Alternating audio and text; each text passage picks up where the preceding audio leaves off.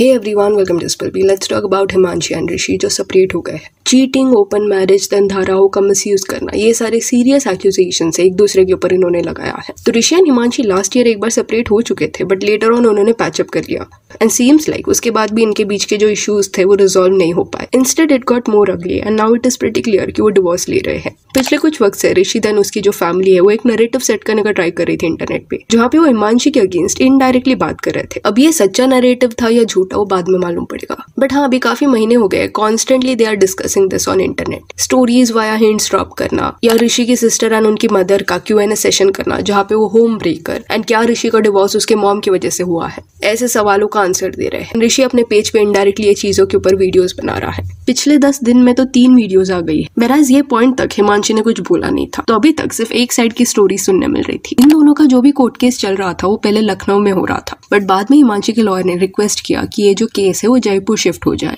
And the request was accepted, जिस वजह से आगे की जो भी प्रोसीडिंग्स है वो जयपुर में होगी। And Rishi seems pretty upset with this because court dates जब भी आएंगे ही हैज टू ट्रैवल। अभी यहाँ पे I am not taking Rishi side, but this is a genuine problem. जो लोकेशन पे केस ट्रांसफर हो जाता है तो आगे के प्रोसीडिंग्स के लिए वहां पे जाना पड़ता है, और कोर्ट का काम एट टाइम्स इतना स्लो रहता है कि मल्टीपल डेट्स जब मिलते हैं तब इवेंचुअली काम भी अफेक्ट करने लग जाता है। फिर ऋषि की एक वीडियो देखने मिली जहाँ पे उसने कहानी बताई। हिमांशी का नाम उसने कहीं पे भी नहीं लिया, बट कहीं ना कहीं ऐसा लग रहा था कि वो अपनी कहानी बता रहा है। उस वीडियो में उसने कहा कि एट टाइम्स हस्बैंड वाइफ के बीच में इश्यूज होते हैं एंड डिवोर्स के वक्त जब एक लेडी लॉयर के पास जाती है कंसल्ट करने, तब लॉयर बोलता है कि आप लड़के एंड उसके फैमिली पे बहुत धाराएं लगा सकते हो। आप बहुत सी धाराएं लगा सकते हो। वो धाराएं क्या क्या है मैं आपको बताता हूँ। 498 domestic violence, 406 criminal breach of trust, 504 intentional insult, 506 criminal intimidation, 3 और 4 डॉरी प्रोहिबिशन एक्ट। फिर वीडियो में एलिमनी एंड मेंटेनेंस का भी एक फोटो शो किया गया जहाँ पे 1 करोड़ लिखा हुआ था। अभी understand it is not clear कि ये सारे सेक्शंस क्या एक्चुअल में ऋषि एंड उसके फैमिली के ऊपर लगे हैं, क्योंकि डायरेक्टली वो यहाँ पे चीजें डिस्कस नहीं कर रहा था।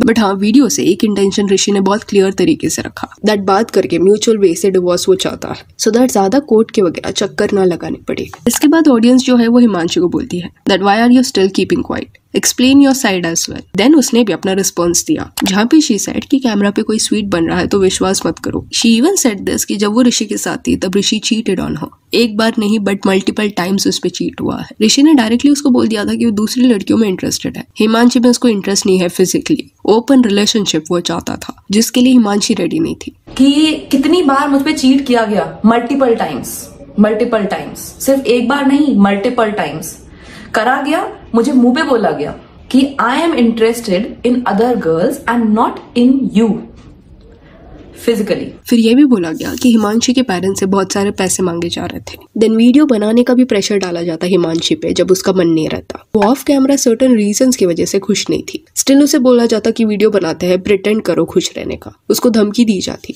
इमोशनली मैनिपुलेट किया जाता। इवन जब कोई रिश्तेदार घर पे आता तो टॉन्ट्स मारे जाते, उसकी बुराई की जाती, उसको पागल बोला जाता एंड ये सब उसके लिए सहन करना मुश्किल था। हिमांशी ने ये भी बोला कि ऋषि को अकेले फॉरेन ट्रिप्स पे भी जाना रहता। ऋषि का कहना रहता कि उसे स्पेस चाहिए एंड पहले बार जब ये फॉरेन ट्रिप हुआ था तब हिमांशी ने समझ के लिया कि शायद एक बार उसको अकेला जाना रहेगा, बट हर 6 महीने में वो अकेले ट्रिप के लिए निकल जाता। इस रिस्पॉन्स वीडियो में जो बात बोली गई है कि हिमांशी को फोर्स किया जाता था वीडियो बनाने के लिए, ये कई लोगों ने पास्ट में नोटिस भी किया था जब ये लोग साथ में थे, इनका डिवोर्स नहीं हुआ था। उस पॉइंट पे भी ऐसे कमेंट्स देखने मिलते हैं इनके पेज के नीचे। आफ्टर मैरिज हिमांशी से ज्यादा ऋषि जो है वो व्लॉग्स में कंट्रोल शो करते हुए नजर आ रहा है एंड धीरे धीरे करके ऋषि, देन उसकी बहन, देन उसके पेरेंट्स, सब लोग वीडियोस में आने लगे। एक पॉइंट ऐसा आया कि हिमांशी साइडलाइन हो गई, उस पे से फोकस हट गया था। तो एक बिहेवियर काफी ज्यादा एविडेंट था ये फैमिली का कि इनको इंटरनेट पे आना था, फेमस होना था। एंड फेमस होना क्या क्राइम है? ऑफ कोर्स नॉट, बट यहाँ पे जस्ट ये चीज हाईलाइट हो रही है कि ये बिहेवियर जो है वो ऑडियंस ने बहुत पहले ही नोटिस कर लिया था। जैसे ही हिमांशी का स्टेटमेंट आया उसके बाद ऋषि ने कुछ ये बोला, my humble request all of you is to hold your judgements for now. I assure you that I will soon come forward with all the necessary proofs.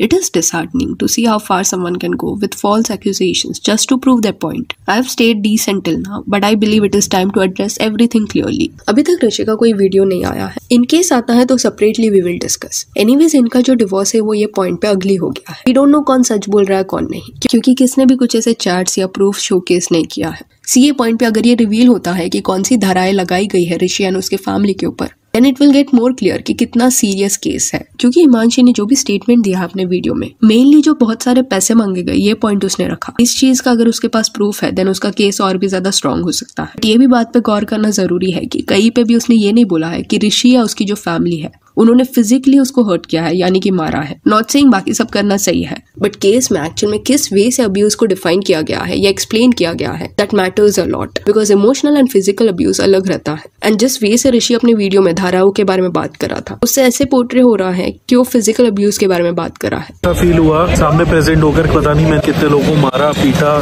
खून खराबा करा, इतने इल्जाम मेरे ऊपर, इतने इल्जाम कि जैसे मैं दुनिया का सबसे बुरा इंसान हूँ। कुछ लोगों में इतना एटीट्यूड।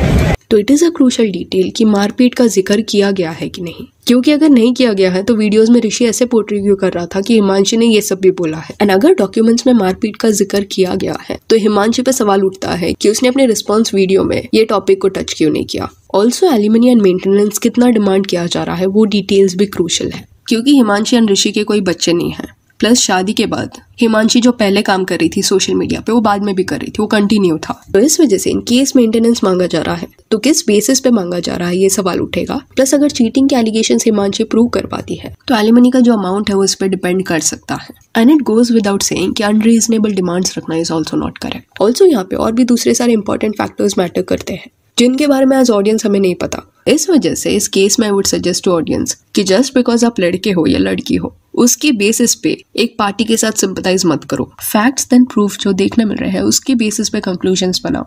सच कुछ और भी हो सकता है। अब ये केस से थोड़ा साइड होके ऋषि देन उसकी जो फैमिली है उनके बारे में बात करें तो उनकी पर्सनालिटी से रिलेटेड डिस्कशंस एंड कमेंट्स देखने मिल रहे हैं जो उनके अगेंस्ट है। पास्ट में ये फैमिली ने और स्टेटमेंट्स दिए हैं। हिमांशी की फैमिली सेपरेटली व्लॉगिंग वगैरह नहीं करती तो इस वजह से उन पे बात नहीं हो रहा। उनका नेचर कैसा है इस पे इतने डिटेल्स नहीं है। एनीवेज निशी जो है वो ऋषि की सिस्टर है and she is married. Recently उसका अपने मदर इन लॉ के साथ झगड़ा हुआ था एंड उसके बारे में वो अपने व्लॉग में बता रही थी कि कैसे उनके मदर इन लॉ ने कुछ एक लाइन बोला एंड उस चीज ने निशी को ट्रिगर किया, जिसके बाद दोनों में झगड़ा हुआ एंड उसके बाद वो दोनों बात नहीं कर रहे थे। फिर उसकी जो मदर इन लॉ है वही निशी के पास गई उसे बात करने के लिए, उसको मनाने के लिए, जिस वजह से कमेंट्स देखने मिला your tone is too rude and high most of the times. Aunty saying मेरी रोटी अच्छी बन रही है and at that time you don't have to say कि मेरी आपसे अच्छी बनती है। Appreciate she was making chapati in night. ये तो आपको मानना पड़ेगा मेरी आपसे अच्छी बनती है। Doesn't sound good. ये कमेंट इसलिए किया गया क्योंकि निशी की जो मदर इन लॉ है वो जब रोटी बना रही थी एंड उन्होंने ये बोला कि उनकी रोटी अच्छी बनती है, तब निशी ने क्विकली कमेंट किया कि वो उनसे ज्यादा अच्छी बनाती है। तो this comment was actually not needed. Efforts दूसरों के एक्नॉलेज ना करना है समथिंग जो पास्ट के व्लॉग्स में भी निशी के बिहेवियर में देखने मिला है। वो जो व्लॉग्स है तभी हिमांशी के साथ देखने मिलते थे जहाँ पे वो ये एक्नॉलेज ज्यादा नहीं करती थी कि हिमांशी की वजह से इवन उसके पेज पे फॉलोअर्स बढ़ रहे हैं। देन ऋषि की जो मदर है वो चीटिंग को भी जस्टिफाई करते हुए नजर आई कि इनकेस उनका पार्टनर उन पे चीट करता है तो वो समझने का ट्राई करेगी कि व्हाई दिस हैपेंड, कि क्या उनमें कुछ कमी थी, एनालाइज करेगी। ये वीडियो लोगों ने देखा तब एवरीवन वाज शॉक्ड। तो अभी जाके डॉट्स जो है ना वो कनेक्ट हो रहे हैं। ये स्टेटमेंट 2024 में दिया गया था